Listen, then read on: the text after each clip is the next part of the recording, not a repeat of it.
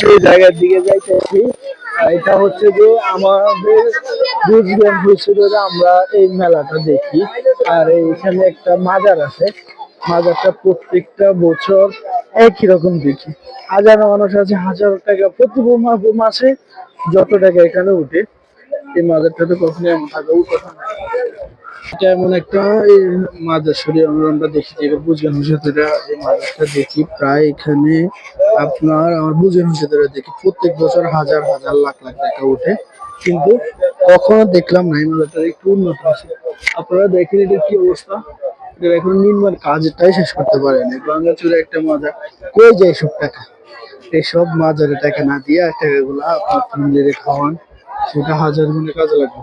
আমি যদি মাজারের ভিতরে আপনাদেরকে দেখাই, এখানে একটা কবর আছে, একজনের মাথা ফাটা হয়ে গেছে, সম্পূর্ণ সেই রিক্সার এখানে কিছু নেই। এখানে অনেকজনে দান করে, টাকা দেয়, এটা করে ওইটা করে।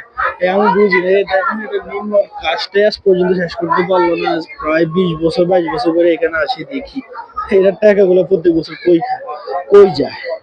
এসব জায়গা থেকে সবাই বিরত থাকেন। কি একটা অবস্থা দেখেন। একজন মাদার ভক্তি মানুষ পাইলাম, সে বাবার কাছে সব মনের কথা, মনের সব দুঃখ বইলে প্রকাশ করে ফেলতেছে। তার বাবা কবর থেকে উঠে এসে তারা সব পূরণ করে দিবে। সম্পূর্ণ শিরিক করতেছে মহিলাটা অনেকক্ষণ ধরে। আপনার বাবা, এর বাবা, আস্তাগফিরুল্লাহ আস্তাগফিরুল্লাহ। আল্লাহ এদেরকে হেদায়েত দান করুক, আল্লাহ এদেরকে হেদায়েত দান করুক, আল্লাহ।